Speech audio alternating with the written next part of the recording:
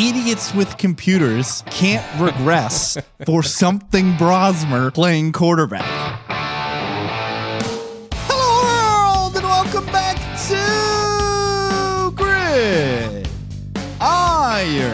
Gamble, the only podcast, as I switch my mic, who puts its money where its mouth is. I'm your host, Rich Ryan, and I'm joined by the entire collective, the Disciple, Brett Colson, Donnie, DP Peters, and the resident moves himself, Mo Nuwara. If you're watching this on YouTube, please like the video and subscribe to the channel. Listeners, rate and review on your podcatcher of choice. 5 stars only, like Calvin Johnson, a man who used to grace our television screens every Thanksgiving, but is now retired from those Detroit Lions. Oops. It's the Wednesday before Thanksgiving. The Drunkcast is upon us. Buttons are being mashed incorrectly. 3-1-1 last week in Circa Sports Million, bringing us to 35-24-1 on the season. 1.5 points out of the current cash line and tied with one of the GOATs. Something Fezzik. Brett disgusted by me mentioning him. Last week, Mo was 4-1. Brett and I were both 3-1-1. And DP was 1-4. But hashtag when it matters, DP. Niners -7. Get the cover for us. Only need one, baby. And it's got to be a winner. So things are getting flipped on their heads, not only because it's a Wednesday and we're recording with incomplete information, but it's the Drunkcast. Oh man, I didn't make sure I could open this. You know, sometimes how you have to get your nail in there first before. All right, we're good now. Some ASMR for the kids. That's the thing these days, right? There's like entire accounts dedicated to this. That's the good. No, not good. That was a horrible ASMR. It was so bad. No, it's started out so bad. Good. No, it's you know what you need to do. You know what you need to AI it and just put. You know that's a big thing these days. Never. Well, I just got to email Dustin, and then maybe we could get an enhanced can crack on the pod. We're going to this. I love this. Brett's gonna hate this. It is a Michelada in a can, Modelo, Limoni Sal. Horrific for the sodium count. It's like a 60% sodium. It's definitely going to put me in the grave at least 5 years early by housing these down. All right. The pod's on its head as well, because it ended up that every Thanksgiving game, Thanksgiving itself Thursday, ended up in somebody's Lone Wolves. So instead of starting with split games,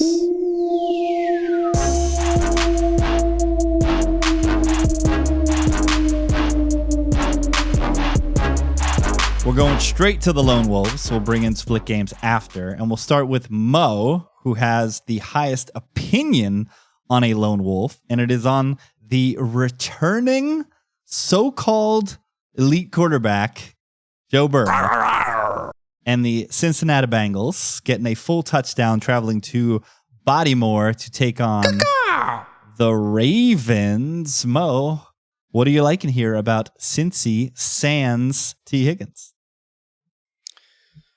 Well, I jumped the gun last week, didn't I? I told you guys that the Bengals would be raring to go because they were going to have Joe Burrow back, and now it's going to be like that this week. The energy just wasn't there. It's partially Joe Burrow coming back, and it's partially, guys, we just had another piece of shit performance from this piece of shit Ravens offense. When are you guys just going to admit this team isn't good? Like, at what point do we have to just be like, MVP Lamar's not coming back, this offense stinks, and they shouldn't be -7 against Joe Burrow? Like, why should I believe the Ravens are good? I mean, listen, if the Ravens came out and looked good on offense and won 35-21, would I be surprised? Not really, because on paper, They should destroy this Bengals defense. But I just see this team week after week coming out looking like dog shit on offense. And you can't be laying 7 points with a team like that. So if bum Lamar, hopefully he's listening. You stink, Lamar. I drafted you everywhere this year. Finally bought in after years of not having Lamar. I was wondering where all this hate was coming from. So get your head out of your ass and score some points this week, you loser. There's always some reason. You and Clark are the best. The anger is always coming from some bet or some fantasy angle. It's never actually like... Well, show me the lie. He has been a terrible fantasy asset. You're correct in that. But I'm not just talking about fantasy. What about real football? He stinks. I mean, everything I'm looking at... He's stinking up the joint week after week. Everything I'm looking at says they're decent. And where they have failed, it's a good remedy for fumbling around and not having success. How about the Cincinnati Bengals, who are pretty much the worst at every aspect of defensive football? Their best player is still DNP quit. We get all these reports, all these statuses, all these injury updates. Can somebody tell me what's going on with Trey Hendrickson? Somebody? Can we get Pablo on this? Can Pablo stop sparring with Jordan for 2 seconds and tell me what's happening with Trey Hendrickson right now? And you say Joe Burrow. You keep saying Joe Burrow, but this isn't going to be Joe Burrow. This is going to be a guy off his couch with a foot injury. Like, we can't just expect him to be 100% Joe Burrow the first snap that he takes playing football. So I'm skeptical of the offense. I know the defense is awful. All this being said, I'm the lowest. Donnie, you are the highest, and you don't even have this in your top 5. You don't even have it bubbling it. So put a pin on Baltimore. I mean, part of my pick here is that I want to start playing to win as much money as possible. And I think a lot of people are going to echo Mo's sentiments. Joe Burrow coming back. Ravens have looked like dog shit every single week, even though they're getting some wins. They're laying a full touchdown here. I mean, I'm kind of with you, Rich, in that you want to ask for a get-right spot. I mean, this Bengals defense is hot garbage. I mean, I know we didn't get the cover last week, and I know Rich is pissed off about it and wants to, kill Mike Vrabel. But, they had multiple opportunities to put the ball in the end zone there and should have won that game easily and covered easily, right? So, I don't know. I feel like this Ravens team, yes, on the whole of the season, I'm not really behind them, and I think they've looked more average than good, but 1 week. Come on. Just give me 1 week, guys, against this trash-ass defense. Give me 1 week. It's a good thing the Ravens have Derrick Henry and not a real bum, Ramondre Stevenson. That guy's a bum. Blowing the cover last week, just running into guards and falling down instead of trying to find a way into the end zone. And to Donnie's popularity point, currently 78% of the handle is on Joe Burrow and the Cincinnati Bengals. Let's move to Mo's team, the Kansas City Chiefs, who travel to Big D to take on the Cowboys. The Chiefs are 3.5-point road favorites. And I am once again banging my head against the wall, taking the Kansas City Chiefs against the spread.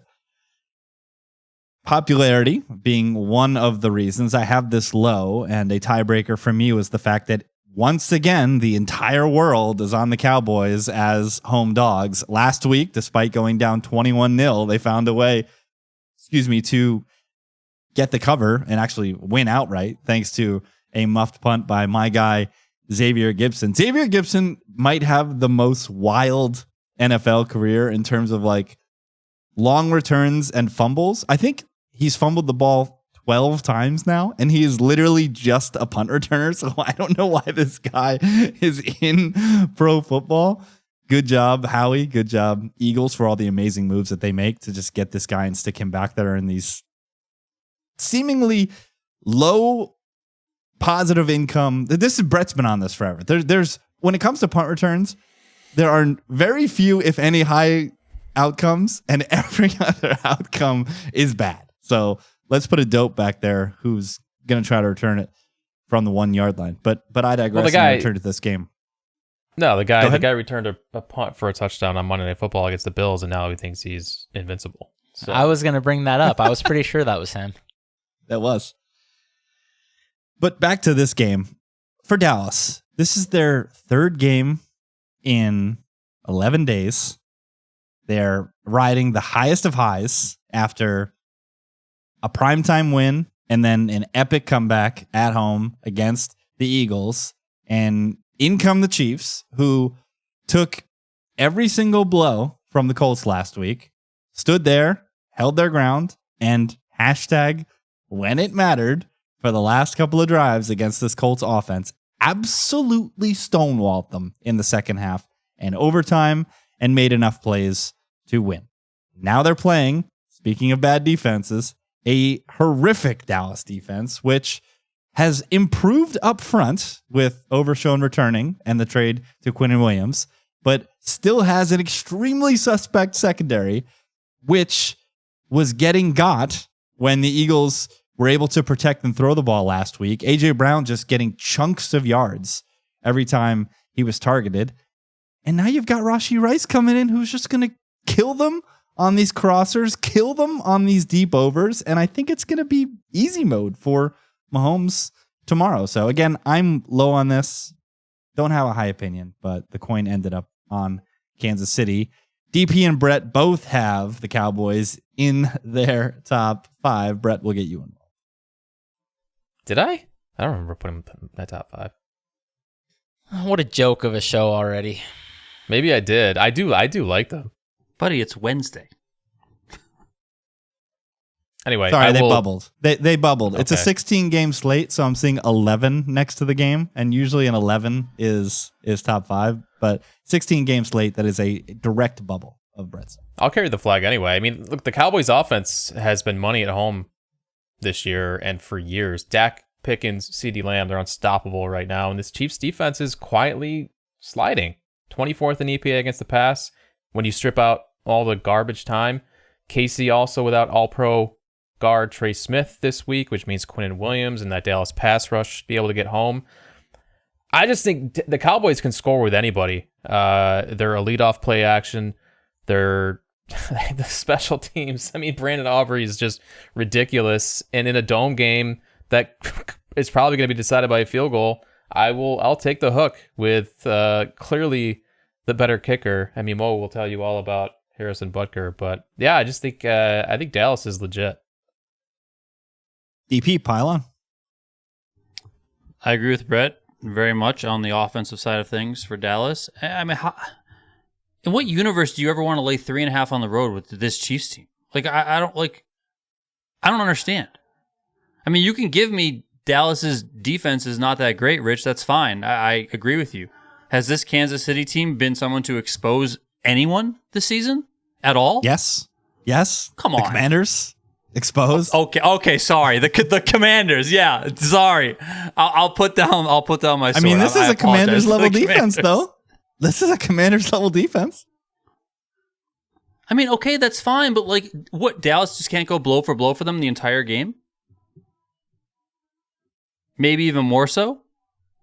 At this stage, I don't know how you can say that you have more trust in whether it's KC's defense stopping Dallas's offense or KC's offense scoring to outscore Dallas's offense. Dallas's offense is going to be the best unit on the field in this game, by far. That's strong. Honestly, part of my take, and the reason why I put an X next to Kansas City, is in the Legend Grape Drink Survivor, KC is the only favorite available to me this week because of his crazy rules. So I'm just begging for a KC. What are we doing here? We're trying to win a contest. Is Rich is clicking for fantasy sweats. Okay, no. And the other thing is that are you guys really going to put Dallas top 5 most popular pick on the card? You guys going to do that again? Yeah, listen, I'll be the first to tell you that I will likely change a lot of things tonight based on what we talk about popularity-wise. Because Yeah. I don't know where some of these games are going to land. I already brought it up when I talked about my Ravens pick. So, like, you know, I'm going to be kind of all over the place when it comes to popularity. But I really do think that we are at the stage You guys can fucking give me all the min cashing bullshit that you want. I don't give a shit. Let's go win $1 million. Let's make it happen. We're not that fucking far away, okay? In fairness to me, not only was Dallas not my number one pick, but it was by far the right side, okay? Like, They were down that game was 21-0. completely... They were down 21 It doesn't matter. zap. That was because of a fake ass penalty on a punt, and just everything went wrong. They turned it over on 4th down, deep in enemy territory, and then the right thing started happening when it was going the other way.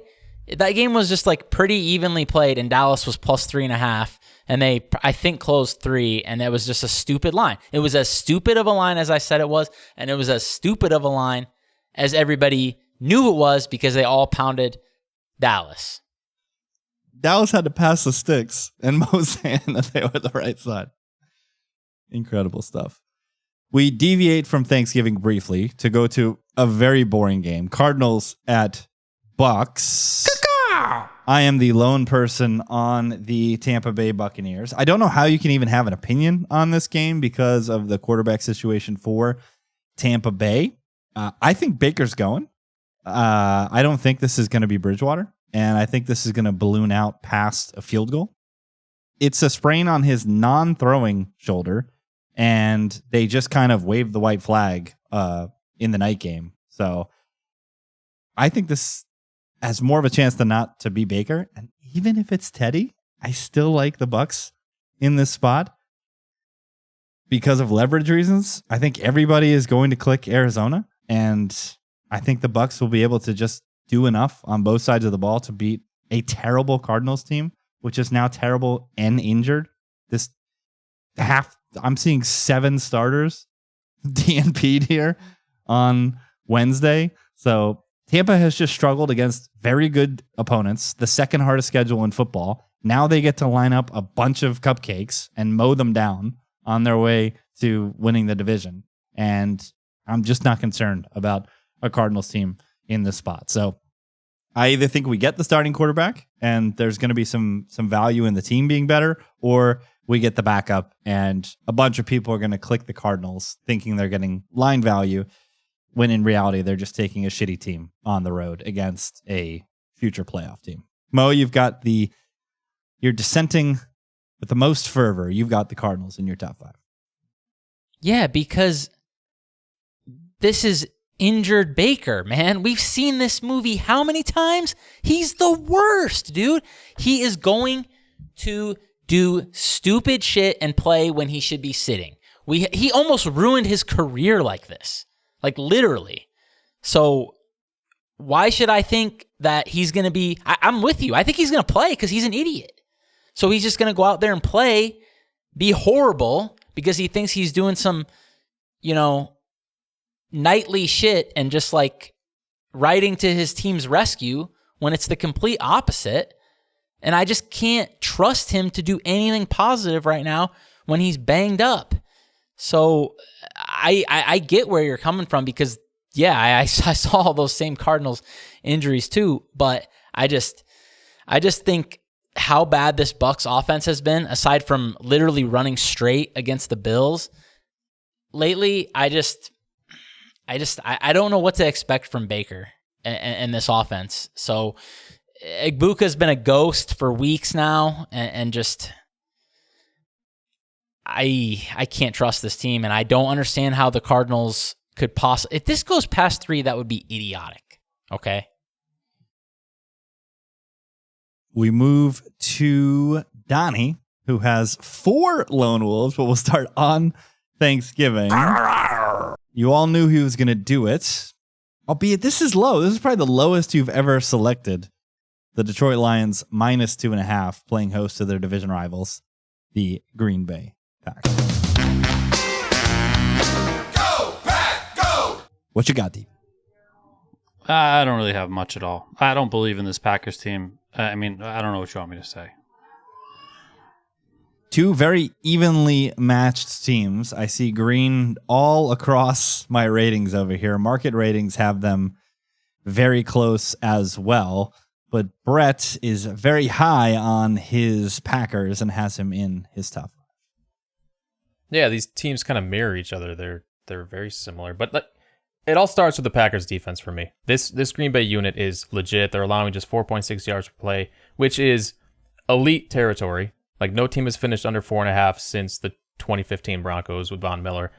That's a defense that can travel and win you games, and they've completely taken away opponents' run games. That's a nightmare for what the Lions are trying to do. They're trying to live off play action. They need Gibbs and Montgomery to stay ahead of the sticks, and Jared Goff has been average at best without Sam Laporta, and defenses have adjusted to this offense. Like, you've got the interior of Detroit's offensive line now falling apart, and Goff has always been a different quarterback when he's pressured up the middle, and the Packers front is built to exploit exactly that. And on the other side, like, I talk shit about Jordan Love, but he's quietly been a good quarterback this year, and he's one of the best in the league against man coverage, and no team plays more man or cover one than the Lions. So I love the matchup here again for the Packers against this Detroit team. We might see Matthew Golden back this week too, another weapon for the Packers. And so, yeah, I like the Packers quite a bit here. I think the Lions are a bit gassed. Their offensive line's banged up, and I think their defense is overvalued. So give me the Packers. I think the Packers just win this outright. I like the money bet line. Jaden Reed also been practicing in a limited fashion. Jaden Reed's their best receiver, right? No, he's not even a receiver. Well, it's definitely not Golden. That guy stinks. Not yet, no. It's probably Dobbs. But at least I was going to say, what is this brutal. Romeo Dobbs hate? I mean, come on, guys. All he does is Romeo- just go out there. Romeo Dobbs is He's a 7-yard. fine. He's a 7-yard hitch merchant. Like, he's just a He guy is, but that at least he catches the ball. That's more than these other bums can say. Man, No, the Reed amount makes of, like plays. Brett was saying, the amount of drops that the Packers have had this year is disgusting.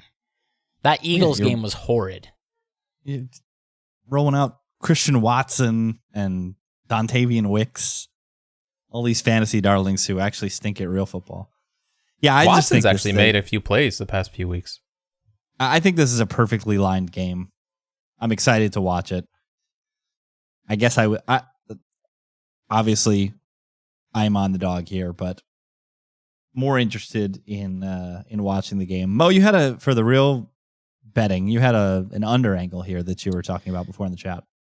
Yeah, I like the under quite a bit in this game. I know it's not even 50 in a dome against two offenses that are perceived as very strong and explosive. So I think a lot of people are going to be looking at the other side here. But I'm with Brett when it comes to this Lions passing game is not looking impressive. I mean, Amon-Ra had 14 catches last week. Jamison Williams had 0. I don't know what's going on with this Lions passing game, man. I mean, Jared Goff has been really bad in must-pass situations. He was horrifying against the Eagles. And so I just think they're going to try and pound the rock. And this, dude, Aiden Hutchinson against a quarterback who I think is pretty bad under pressure. That's been kind of the weakness of Jordan Love. And I think they're going to try to run the ball too. So this Packers offense isn't looking that impressive, like Donnie was saying. So I just don't really believe in these offenses right now. I think they're overvalued. Josh Jacobs completely off the injury report as well, so maybe a little more incentive for the Packers to cram both the teams' average in net neutral pace as well. We move up actually on Donnie's card off of Thanksgiving to he's back on him. They got him his only cover last week in his top 5, and he's laying the 5.5 with the Niners as they travel to Cleveland to take on the Browns. Yeah, I think last week's Browns-Raiders game, I think that one played out like we here very much outlined that it would. And that was largely because, that Browns front was able to wreck the Raiders front, get to Geno. Myles Garrett, of course, went off. But I'm not just willing to buy in on the Browns, even though, we saw some bad quarterbacking out of Brock Purdy last week. So I think this 49ers offense, Purdy, the weapons. You got Shanahan able to scheme things up. They got a better offensive line. Not that anyone's going to like shut down Myles Garrett, especially with the season that he's having, but contain him, scheme around him enough. And then on the other side, I mean, Shedeur is not good. I'm sorry. Like that guy is atrocious. I mean, he had that one kind of roll out throw, that screen pass. I mean, so like, how am I supposed to get behind this guy? Like, so, and I feel like, I don't know. I feel like people are going to be on the Browns this week, so I don't want to be on them. So I don't know. Maybe I'm wrong there, but yeah, I really like the 49ers in this spot. Is the success rate in the 20s bad? Saying Purdy had a bad game is charitable. That guy was, as the fellas on the deep dive like to say, he was turbo dog shit in that game. In Cleveland, bad weather, lots of wind, lots of rain, home dog. That means Brett puts an X next to the Browns. Every damn week. Give it to me every week. I just, again, this, I'm repeating what I say every week when they're at home. This is too many points for a defense that absolutely feasts in that stadium. This unit turns into a different animal in Cleveland, and I'm going to give you some trends. They're 13-7 against the spread at home, 6-2 against the spread as home dogs of more than a field goal since 2023. And yeah, like the market adjusts to these results, but this is the exact spot where the Browns show up and they still get disrespected by the market, in my opinion. And now you've got Brock Purdy coming in, he looked banged up. He's playing in cold, wet, windy Cleveland weather. 15 to 20 mile per hour winds, 15 to 25 mile per hour winds, which is brutal for a quarterback who's already had, I mean, he's got a below average arm. He's got small hands, and we've seen this already play out before. Purdy went there in 2023 at one of the worst games in his career in lousy conditions. 12 for 27, 125 yards, no rhythm. He looked off. He's not built to play in that environment. And like, let's get it straight. I'm not counting on Shedeur Sanders to light it up, but against the 49ers pass rush that doesn't really, I mean, they're not going to travel. And a game script that really just reads like a run the ball, shorten the game type situation. I think Cleveland's very live. I think this is another big game from Judkins, and I think Jim Schwartz is going to dial up pressure, and probably just going to see a low scoring grind here where 5.5 points is just too many. I think this is a spot where Cleveland can just win again, man. I don't understand this number. Can the Cleveland Browns get to 14 points? That they might not need to. The cap. Come on, man. Come on. They have a horrific quarterback, man. You do not want to be buying Shedeur off a win. I just can't get there. I wanted to love the 49ers actually here in this spot because I think if there was good weather, 49ers should probably win by 14 against this team. I mean, might be 17-3, but look ahead of 6.5. Why would it come off the look ahead? Because the Browns predictively suffocated a horrific Raiders team. Like, come on. Because the market was wrong last week with the Shedeur stuff, and we've talked about that. Like it moved 2.5 off Gabriel to Shedeur. Like it. Were they wrong about the yes, they were still very wrong. Come on, they were wrong. I think they were wrong about the Raiders. I don't think they were wrong about Shedeur. Like, there's no way this dude horrendous. There's no way any quarterback's 3 points worse than Dylan Gabriel. Dylan Gabriel is the worst quarterback in the league. Shedeur Sanders is kind of better than him. Like, I don't think that he's measurably better than him.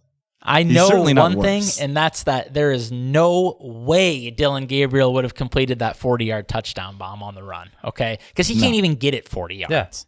Yeah. He probably would have just fallen down. All right, we head to Western Pennsylvania, where Brett's beloved. The Bills make me wanna Our favorites against the Pittsburgh Steelers. A flat 3 in the contest. I'm seeing the hook in real life. And Donnie is laying it, bubbling his top 5. Yeah, this is just my lack of trust and utter disdain for the Pittsburgh Steelers. I can't support them. I just can't. Not in today's world. And yeah, I mean, maybe the Steelers can run on Buffalo. It seems to be their weak point on defense, but I mean, the dogs obviously disagree with me. But yeah, I have more trust in Buffalo, even though Buffalo has looked questionable. Penalty flag. Wait. What? Illegal formation. False start on Mo. I clicked the wrong side here. I have the other side.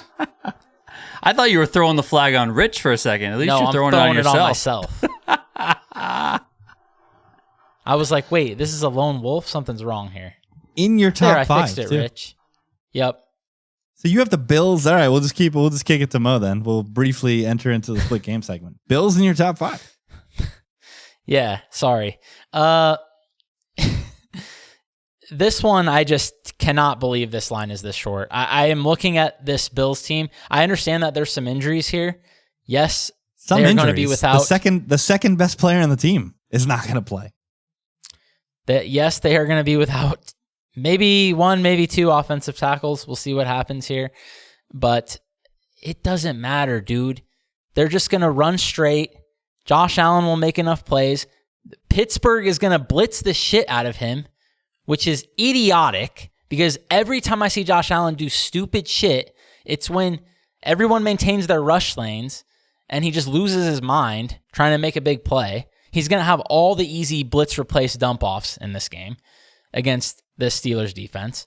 And the Steelers are horrible on offense, guys. They are horrible, okay? They are going to need more than 20 points to keep up with the Bills, and I don't think they can get there. I don't even know, is this going to be injured Aaron Rodgers? I guess. Is it going to be Mason Rudolph? I don't know. They're both awful. DK Metcalf is hurt. I mean, what can you do with this offense? They're just going to try to HB dive their way to a cover, I guess, but I don't think that's going to work when they're only getting 3 and the opposing quarterback is Josh Allen. So, I mean, I don't think Josh Allen is having a good year, but I think this is an insane line. Brett, you guys finally got your guy at receiver. Brandon Cooks to save the day. 10 years too late. Great. I mean, this I think is we have like voodoo, right? 12 This receivers on the roster now.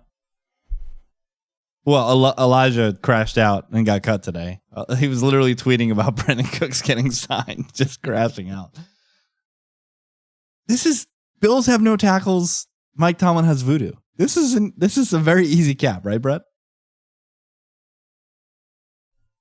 Yeah, and I think the Bills are going to be popular if it's at 3, too. So that's really they're where going I to be ended up. really popular because it's 3.5. They made up this fake line. I haven't seen this line all week. Maybe they're assuming when Rodgers gets announced, it gets to a flat 3 because the betting market does not want to place wagers on Mason Rudolph.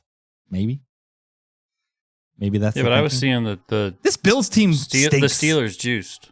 That's the problem. The problem with this is the Bills stink. I kind of think they're frauds too, but the Steelers are more fraudulent. They are, but they're also They're at getting home 3 at home. in shitty weather getting 3 points. Exactly. That's when Josh Allen thrives, though. You can't. I don't think you can bring up shitty weather with the Bills. I mean, they play. I've never Buffalo. seen Josh Allen play without Deion Dawkins and Spencer Brown before. I don't know what that's going to look like. Deion Dawkins, by the way, that's the fellow who I was referencing as the second most important player on this team. Shouts to full circle back to last week's episode. Shouts to Temple. Shouts to Rahway, New Jersey. DP's Have final. you seen Aaron Rodgers play, though, this year? He is the worst. Can't stop. I just saw Davis Mills win outright against the Bills. So He's probably better than Aaron Rodgers. I mean, what? Aaron Rodgers is awful now, guys. it's so bad, and it's so bad in Jets Discord because the Jets are gonna screw this up and not tank correctly and not be in a position to draft either Mendoza or Simpson.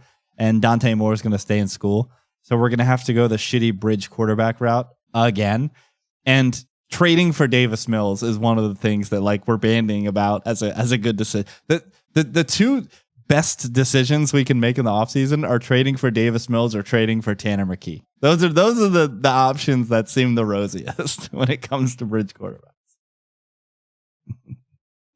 Fun time. As I'm staring honestly, at guys, it makes my heart hurt for you guys. As I'm staring at guys who root for Patrick Mahomes, Josh Allen, and Drake May. It's absolutely disgusting. Moving on to Donnie's last lone wolf. Broncos at Commanders. ODB will be happy to hear, DP, that you were laying the 5.5 with Bo Nix and them boys. I don't have much here. You make me click aside. The bottom half of my card, I mean, flip a coin as far as I'm concerned. I don't know. What am I supposed to expect from this Commanders team? They look like crap every single week. The Broncos are a legitimate team. Very, very good. Yeah, Bo Nix has his issues, but I don't know. I've like basically forgotten about this Commanders team. Like I don't even feel like they exist in the NFL half the time, and then I have to like dig in to like figure out what they're gonna do. Well, last time they played was 2 weeks ago, and it was in Spain. So very easy to forget about the Washington, formerly racial slurs, formerly football team, now commies. I'm the highest on the commies, and it is quite low, and it is just total of 43.5, road team that has a shitty offense laying well north of a field goal. That's the cap for me. Like you, I had to pick a side.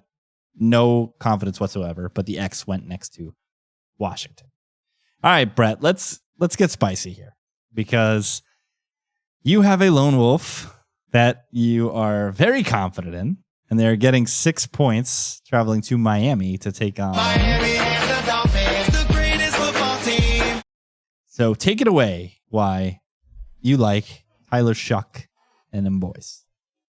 Yeah, I mean, last week's loss to Atlanta looked ugly on paper, but I think the box score tells a bit of a different story. New Orleans had four separate drives inside the Atlanta 30. They had 2 drives inside the 10. They came away with just 3 points on those possessions. They missed 2 field goals. First drive, they fumble on their own 35, which really set the tone for that game. They left a lot of points on the field. And yeah, it's Tyler Shuck leading a poor offense, but that type of performance in high leverage is also how you turn a coin flip game into what looks like a blowout, which is what the game ended up being. Defensively, I thought the Saints were fine. Like they bottled up the Falcons' run game pretty well. They got burned on a couple of swing passes to Bijan and a really good throw to Mooney on a deep ball. Otherwise, I thought they held up pretty well. And now, and this is where really get into it, is they get a Miami team that suddenly everybody loves again after getting some wins, but they should have lost to Washington. If Matt Gay hits a field goal, that game doesn't go in their favor. I think the market is overrating this Dolphins team especially after the bye. Like the look ahead was 4.5. Circa's giving a 6. The rest advantage is often a mirage, especially for bad teams. And I think Miami's still a bad team. So this line looks inflated, and there's a chance people are looking at Miami off the bye in the contest too. So this could also be a leverage position against a team that hasn't lost in a while, but I'm still not all that impressed by. So yeah, I love New Orleans getting the 6. You say the Saints had bad luck last week. They were also negative 1.7 net yards per play at home against Kirk Cousins, which is not good. Mo's making faces because he has the greatest football team in his top 5. I didn't know this was in my top 5. I'm gonna do a Brett here, but I knew it was close. Yeah, it's what you said, Rich. It wasn't. Bubbled. It bubbled again. Sorry. Oh, Sorry. okay. See, there we go. This New Orleans defense. Have you guys watched Kirk Cousins' tape this year? And they let him march up and down the field. That was disgusting, dude. I mean, you can't just, they got burned by Mooney. Darnell Mooney? That guy's been a bum this year, and he shredded them. That's pathetic, dude. I mean, come on. Shuck is awful, okay? So I don't know how he's going to take advantage of this god-awful Miami secondary. I mean, I like that he's targeting Chris Olave for my fantasy teams, but then they also lose Alvin Kamara. I mean, something Neal maybe looked like he was okay last week, but I think Kamara is still a helpful player. So I think this should be 7, man. I mean, Kirk Cousins is done, dude, and he scored 24 without that much trouble against this team. That is concerning to me. Okay. So yeah, I do think Miami is going to move the ball here. So I think this line's at least close to fair. I cannot believe anybody's just in love with the Saints here, but you have your fun. The Mooney touchdown, the offensive line lifted up Kirk Cousins like they had just won the Super Bowl. That was one of the funniest things. And Brett, you forgot the most important side of your cap. With no Alvin Leverage. Kamara. No. Oh, well, yeah, Devin Neal, but the better running back. No. If he plays, I got a notification. Not Devin Neal. Strike 2, buddy. Taysom Hill. Exactly. It's Taysom week. Oh God, has he gotten a yard this year? He was Taysom brutal last week. Doesn't Taysom get like 16 carries in this game? God, I hope not. No, this has to be Devin Neal week. That's my new swoon is Devin. I mean, but he might not even play now. I got a message saying that he was questionable going into the game, so I don't know. But please, just can we get rid of the Taysom thing? Was fun 3-4 years ago, but this you can't with this guy anymore. DP Pylon, you've got the Dolphins in your top 5. I mean, I'm one of those guys that believes in they're not top 5, by the way. What are you looking at? Like, They bubbled. I'm looking at the rank and it says 11, and every week that doesn't have 16 games, 11 will be I'm like, top there's 5. no way the Dolphins are in my top 5. I know for sure because I know the All right, last pick of my top 5. Moving on.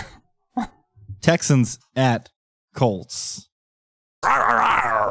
Horses and bulls make that sound. Brett, you're the only person, albeit low, laying the 4.5 with Indy. Well, yeah, Houston's defense has been excellent, but I think those numbers are juiced by favorable home splits. They're just much less dominant on the road. I think that shows up this week. What we don't know is who's playing quarterback for Houston. If CJ Stroud does play, quarterbacks coming off concussions are iffy. I don't feel great about that. And this Colts secondary is getting back to full strength. So I like Indy to get back on track. Fast track, home crowd against an overvalued Texans team that will probably have a less than 100% CJ Stroud. I think Indy can control this game and win by, a touchdown or more. I think Indy gets back on track this week. See, I'm way more bullish on the CJ Stroud thing because I think Thursday Night Football threw a wrench in his return because it was early. So I actually think that this gave him an extra 10 days of distance on the concussion. And I think he'll come back a little better than normal because you are correct. The data shows that the first game back from a concussion, players, especially quarterbacks, tend to struggle. But I think having that little bit of cushion will be helpful. And I'm just liking what I'm seeing from this Texans offense with Jaden Higgins coming online and Nico Collins being the most healthy he's been this season. I think that they're going to be able to get out and score some points. And I don't know. I just feel like there might be just like this deep-seating Daniel Jones rot in Indy right now where they're just kind of all looking around and it's starting to crumble, right? Like the foundation, like there's little cracks these last couple weeks where things aren't perfect. Things aren't looking as dynamic as they were the first couple weeks with Dimes's performances. Specifically, they have been on the road, to be fair. But I just feel like this is the type of spot where, like, if it's tight early and Indy doesn't get some first downs and get some rhythm into their offense, I think there just could just be some real looking around and worry and steep decline for the Colts. Because at the end of the day, we know what Dimes is. He's not a good quarterback. He's not a good player. He's not a good decision maker. And when things get tight for these guys against tough competition, it could look really, really, really ugly. So I'm counting on that. I think this should be I think this should be a flat field goal with Stroud. So I got to take this extra 1.5 with the Texans. DP, you also have Houston in your top 5. Yeah, I mean, I'll just drive home the fact that this is Jones against this defense, and some of that pressure stuff that you were talking about, like, I think somebody like a Daniel Jones, kind of like we see with Sam Darnold, when that pressure grows, they tend to just crumble. And I think the Colts overall might be starting to feel it, and they're looking at their quarterback, that's supposed to be the guy that's the captain, that rights the ship, that keeps everything on course. And I can't look at Daniel Jones confidently and believe he's that guy. So, they got to worry about the whole 1 seed thing. Like, they got to not like a coast of a schedule for the rest of the season, that things could kind of crumble, especially if Daniel Jones ends up kind of coming back to earth, like I think he's going to. So there's all that aspect. Now, I do want to introduce one thing, is that does this line change at all? Like, if Stroud fully gets announced in? Because right now, I believe he's going to play. I think he's going to play. He was a full participant today, but I still think there's probably some sort. What? You don't think he's going to play? No, I don't think. Move? He logged a full practice. I just can't imagine anything else happening at this point. Yeah, I mean, that would be my only concern, is that if this moves, if it goes to 4, God forbid it goes to 3.5, then everyone's just going to be on the Texans, right? Then I would want to get off it, going back to what I said earlier about not being on super popular side. So I think there's that concern, call it a low C or small C concern, but, I think it's worth considering. All right. Split games, 3, and then we get to reveal the cards. 16 game slates are brutal. We start with, Mo, you and I are together on this. I cannot believe someone can have an opinion on the other side. It's Vikings at Seahawks. They put a number shorter than 14 next to Seattle, Mo. Like, can 14? 17? Yeah, like somebody needs to explain this to me.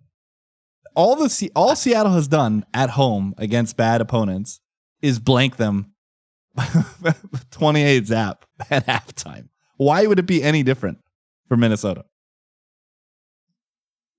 Well, you guys remember a few years ago, Texans, Jags. We laid -4 with Houston against Jake Luton. He came out, he threw for 300 yards, and he was never, ever seen from again after he covered against us that week. This is Jake Luton again, except instead of the opponent being 2-win Houston, the opponent is, remember that time we took 15.5 with Jimmy Clausen against, I think it was the Seahawks, and they won by 30. It was at the Clink. Okay. It was at the Clink. This is Jimmy Clausen. Guys, this isn't rule of backup quarterbacks. They have an undrafted free agent rookie who probably barely beat the Huskers. Who started his collegiate career at New Hampshire. Somebody help. He's playing on the road against the best defense in the NFL. The Vikings aren't going to score double digits, man. If they get to 14 points, they might have a chance to cover, but they won't. And even if they do, they still might not cover because the Seahawks might just score 30 plus. The Seahawks might only need 20 points to cover this number. They might only need 17 points to cover this number, okay? Because I don't know how Minnesota is going to score a point on this defense with an undrafted free agent rookie. I know KOC has got the Pastronaut to score 20 points or whatever. This is different, dude. This is a guy who has no business being anything outside of a practice squad, and he's playing on the road. If the Seahawks don't win this game by 30, then I'll just pay for it, I guess. This guy threw 12 interceptions in a season at New Hampshire. He's going to go to He didn't Seattle. have Justin Jefferson and Jordan Addison at New How's Hampshire, that working out for J.J. McCarthy, who was a first-round draft pick? Come on, Brett. Rule of backup. Tell us. Rule of backup quarterback. This is wrong. Something Brosmer. Tell us. Yeah, I mean that's really what it is. I mean nobody's clicking Vikings in this contest. That's really They're not going to click the Seahawks either, are they? Well, not if this holds at 11.5. I think people just stay away from this game because people don't like clicking these big numbers anyway. But why is this holding at 11.5 then? Why isn't this 14? Tell me. Because idiots with computers can't regress for something Brosmer playing quarterback. That's why. There's no input. I was listening to the guys on the deep dive. Their quarterback rating for the Vikings was 0. So when you do that and something Brosmer comes in, you can't go lower than 0. The computer breaks. That is why it's stuck at 11. Mo's right. This should be 17. Come on. Dude, like I put 16.5 next to my number. So I think you have to factor coaching into this a little bit. I mean, this is one of the best coaching staffs in the NFL, and they do have guys. The quarterback is a problem, but they do have guys. I don't know how you can get to 14 plus here. Because this is the Seahawks are going to score 28, and yeah. What are the Vikings going to do? This is not much different than when Kendall Hinton played quarterback. All right? What happened in that game? I can't wait for Brosmer to just shred this week. If he does, then I'll just lose my money, and I'm fine with that. I am fine with that. The other split game, Raiders at Chargers. Donnie has the highest opinion on this game, taking the 9.5 points with his hometown Vegas Raiders. I think this game made it into every slot on my card at some point while moving things around. And ultimately, I said, you know what? After that bullshit performance last week with the Browns, or against the Browns, Max Crosby's just going to wreck this offensive line, have probably 8 sacks, and somehow the Raiders are going to cover because that's what happens in the NFL. Pick the team that looked the worst last week. I mean, no one could have looked worse. And Max Crosby wanted to fight his own teammates on the sidelines. It was a whole thing. That's where I'm at with this one. I don't really have much other than this just feels like the side that you click in this spot. So this is showing 10 in real life, but I feel like this is one of the spots where because the last time we saw the Chargers play football, they lost by 30. I don't think the line value will influence people as much, and because it's a large number, laying 9.5. But before they got their doors blown off in Jacksonville, they beat the Steelers by 2 touchdowns. They beat the Titans by a touchdown. They beat the Vikings by 27 points.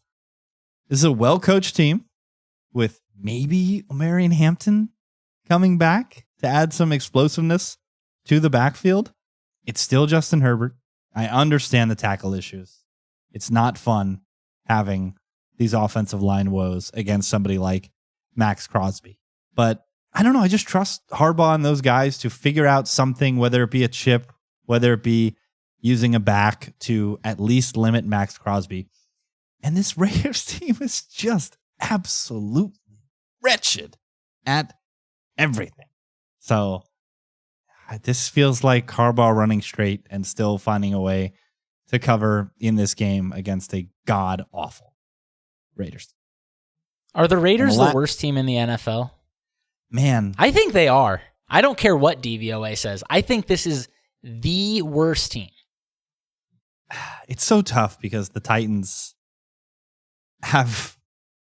If the Titans had one of their pass catchers, I think it might be a fair fight. But the fact that they have none of them... But yeah, I feel so bad for Cam Ward, man. Dude, Cam, making it all about the Jets again. I wish that there's a world where the Titans get the first pick and they're willing to move Cam, and the Jets could slide in and get Cam. What are these faces? This class isn't good enough. They're not moving Cam. Why would anyone do that? Yeah, I'm so confused. what if Mendoza or Simpson go out and win the national championship? Like, what if they just go on a CFP run, beat all these good teams, and win the Natty? You don't think that? Well, what if they would Cam even Ward consider keeps that? playing better than Geno Smith, so the Raiders can't win another football game? Yeah, this is true. All right, Rams at Panthers, last split game. I have the highest opinion with the Rams bubbling my top 5. I've seen this before. I've seen the Rams travel east and kick the crap out of a bad team in the Tennessee Titans. Panthers are a bad team, and now they're an injured team, and now they're a suspended team because old boy went out and punched Juwan Jennings in the nuts. So, short week, injured team, key defensive player suspended. I just think the Rams go out and handle business here. And this is Bryce Young against pressure, against the Rams defense that has played well all season. I have no reason to believe the Panthers will be competitive in this game. They got so many bounces, so many turnovers against the Niners, and they still lost by margin because they can't get out of their own way. Brett, you have the highest opinion. Panthers at home. Just like the Browns at home, it's Panthers at home. I have 2 words next to this game. It just says home game. That's it. That's the cap. Look, I love the Rams. I think this is the best team in the NFL, but this is also a game I think they just want to get out of healthy and just go back home because they've got the Lions coming up. They got the Seahawks coming up. Like they just want to get out of this one healthy. All right. It's time, fellas. Let's make the Week 13 card. 9, 8, 7, 6, 5, 4, 3, 2, 1, fire. Those of you watching on YouTube will see Brett make a face before that. All right, things are weird. Okay, so it's Wednesday, 9:30 Eastern, 6:30 Pacific. And we have some issues, okay? Because as it stands, because Donnie's top pick was sniped by the collective, and Donnie's second pick, the other side, oh no, did I screw this up? I did screw this up. No, Donnie's. Well, okay, well, Donnie, to be I'm fair, wrong. I already screwed this up. So Yeah, but anything you did that's wrong, you can just say it was my fault because I already admitted I screwed this up. No, it wasn't consequential. Yeah, your mistake. We were able to Omaha alert on the fly. Everything was good there. Donnie, I screwed up. Your number 2 pick is your pick. So let's just go through it and then we'll discuss. Mo, you're up first. 4-1 last week. You have a team that should be favored by 17. Yeah, I'm not even going to say the team's name because that's not who we have. We have the other side of Max Brosmer. Okay, guys? That's who we have. Is that even his name? I thought his name was Mike. No, Max? it is indeed All right, Max. Now I really thought know it was Mark we need this until I side looked on it the up and card. it's Max. Now I know we need this side on the card. Brett, who has backup quarterbacks deep in his heart, doesn't even know the backup's name. We have to fade this guy. Something UNH threw 12 interceptions as the quarterback of UNH. Now playing professional football. I am up next. I have a dog. I have the Houston Texans plus the 4.5 traveling to Indy to take on the fraudulent Daniel Jones and the Colts. Now it's going to get weird because both Brett and Donnie have lone wolves. Starting with Brett. I've got the Saints at the top of my card. I will say it was very close between the Saints and the Browns. So I am definitely willing to swap it if you guys hate the Saints, which I'm pretty sure you do. All right, we'll get to discussing in a second. DP is up next. He also has a lone wolf, which makes it very interesting if Brett wants to swap because Donnie has The 49ers. What's happening? The drunk cast is Come the on. drunk cast is full tilt right now. All right, I'll restore some sanity. Well, I'll restore some sanity with the collective pick. We'll go through the consensus picks that didn't make the card, and then we can circle back and figure out what the hell we're gonna do. I don't have the full sounder here, so I'm gonna Wait, what about your pick? I already said I have the Texans. Did you say? Okay, sorry.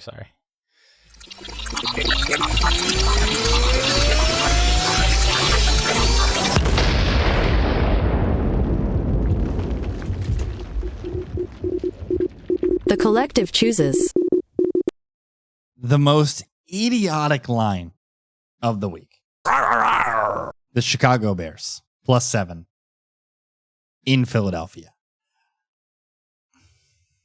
Everybody knows I hate Jalen Hurts. I don't hate him. I just think he's criminally overrated. People think I'm a Philly hater. Is this wrong team favored? Like, can someone explain to me a 7-point gap between these two teams? Brett, Because get the Bears suck. Luckiest Bears team suck, in the world. dude.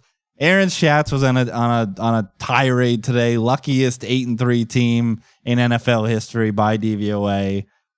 Blah blah blah blah blah. You know who else sucks? The Philadelphia Eagles. All right, and you know who especially sucks? The Eagles without Lane Johnson. Okay, they can't do their run the ball tush push crap for 60 minutes now that they don't have the best offensive line east of the Mississippi. Now that they have to actually complete forward passes. So, in what universe can they be 7-point favorites against the Bears? Mo, help. Okay, let me help you. Let me help you with the very simplest shorthand handicapping I introduced years ago. Better coach, better quarterback, and they're getting 7. Get out of here, dude. I mean, what is going on here? How can this line be north of like 5? Yeah, why isn't this 4.5? Brett, you're the lowest on the Bears. You had to. The number one Bears Caleb hater. Williams. Yeah, He no one hates Caleb Williams. Absolutely hates him. The thing even is, you had to understand that this line is beyond idiotic. I've said it. I've said that Caleb has all the tools. He does a lot of stupid shit, though. I just think the Bears are a joke, especially on defense. So I could actually see Jalen Hurts having some success here. That said, you know where having a bad defense doesn't matter? You know where having a bad defense doesn't matter? As it was exhibited last week by the Dallas Cowboys when the Eagles play against them because they can't get first downs. Mm-hmm. They can't run the ball, and they can't They can't run the ball because their O-line isn't elite anymore. And then Jalen Hurts is bad. The only thing he can do is throw deep. And this Bears team is a disaster in the middle with their linebackers. But all Jalen Hurts wants to do is throw go balls. Slim hasn't practiced yet, right? There's a chance that Devonta Smith doesn't even play. My biggest issue with this game is I think the Bears are going to be popular because everyone's seeing what we're seeing. Well, if Devontae doesn't play, the line's going to move. But being that we are near the top and we're not chasing as much, they're going to give us, I mean, this is an insane line. If they're going to give us this amount of valuable line value, we have to take it. Donnie, pile on this disgusting Eagles. I agree with everything you guys are saying. My concern is the Bears. The Bears, honestly, it could all just come home this week. It really could. I think we can all agree that as much as, listen, I'm the fucking big Eagles guy on this podcast. You guys all hate them. But, I mean, the Bears just might look like crap. Now, I want to have a lot of confidence, going back to what Mo said, in the coach, Ben Johnson here. Even if you're worried about this Eagles defense going up against Caleb and this offense, whatever, I don't know. Ben Johnson's been kind of cooking. He's been doing his thing. So, 7 is a lot of fucking points. I saw 7 and I was like, well, hold on. This has to be wrong, right? Like, is somebody not playing quarterback? Like, what's going on here? I don't really understand. Something in predicts the market ratings have the Eagles as the 4th best team of professional football. I mean, it's just wrong. No chance. It's just not correct. It cannot be. Better than the Packers. Better than the Seahawks. Can you imagine That's Hawks, crazy. Eagles Yeah. on neutral, and the Eagles are favored? I just feel like even though like there's some things they do really well, obviously the defense is still playing great, but like when for example, I haven't seen one person get open against Quinyon Mitchell this year. So good luck with that. But then it's just like this Bears team has so many weapons that I don't think it's like that big of a deal against them. They can go to Colston Loveland. They can go to Cole Kmet if they want. You know, they have like multiple receivers who can move the ball. I just don't think that's going to matter as much. And when they had to move Cooper DeJean outside, he got his ass kicked. I think Cooper DeJean is Trent McDuffie light, where he's elite in the slot, but you don't really want him to be playing outside. I mean, McDuffie can do it better than DeJean can, I think. And he's amazing in run support, like the same way McDuffie is. But just, I don't think his coverage skills are there. And the Bears have so many weapons, man. I know Caleb is an idiot, but he can still make plays, dude. I don't get this line at all. All right, let's get to 3 other consensus picks that did not make the card, but 3 of them made top 5s, 2 of them in Brett's top 5. We'll start with this one. Why do I have to be the only guy who stands on business when it comes to Jameis Winston? How can the Patriots, who just lost the entirety of the left side of their offensive line, still be 7.5 point favorites in this spot against the Giants? I know that it is a complete variance fest whenever Jameis is at quarterback, but I think we've been on the same page here as a podcast that the Patriots are a good, not great football team that has been feasting on a bad schedule, and now they don't have their entire left side of their offensive line against a really good Giants unit who I was crapping on for several weeks, no longer in the red in these adjusted sack rate and pressure rates. They're getting into the yellow-orange, all right? They're making improvements. They're not in the red. Why can't these guys put pressure on Drake May, limit the Patriots offense? Something we know Vrabel is just going to cram it with Ramondre in several spots and not do the most efficient thing. And Jameis just makes a couple plays and gets this over the line. It's hard to make Mo's plays the from the lowest. bench. Yeah, it's hard to make plays from the bench. Is it Dart confirmed? Why would they go to Dart? It looks like it's going to be Dart. Ugh. Last week I was wrong. This week I think I'm right. Dart's an upgrade anyway. I was going to say, I in think very theory, clearly, Dart's better for plus 7.5 because it's less variance. We're going to get more of a median outcome. And a median outcome is probably good in this scenario when you're catching 7.5 in a game that probably should go south of the total. But Mo, what's the problem here? Well, I guess the problem is every number is red on the Giants, so I don't know. I don't trust this team to get stops. That being said, yeah, I understand that the Patriots might have issues because of their line and not being able to run the ball. There's a lot of just like variance around this Patriots offense when they rely on a lot of deep throws and they can't run the ball. I think that just invites a lot of variance into your life. But, it's still a pretty good team at home against a pretty bad team, and the number is barely past 7. So I think that's right. So ultimately, I thought this was like a fair line. Something Jared Wilson at left guard. Something Vidarian Lowe at left tackle. I don't know who these humans are. That's not the guy you want. I think he started for a lot of them last year, and things didn't go well, as you can remember. I'm going to, after this show, I will be on Giants under parlay. That will be going into my account. after this. By the way, can I just say I'm absolutely sick for my Giants futures bets this year. They've led in the going into the fourth quarter 5 different times this year. That graphic and lost is amazing. Every single That graphic is amazing. What the hell, man? You gotta stop. Okay. Let this one go, brother. This isn't the one to be mad about. Let's keep it in the Big Apple.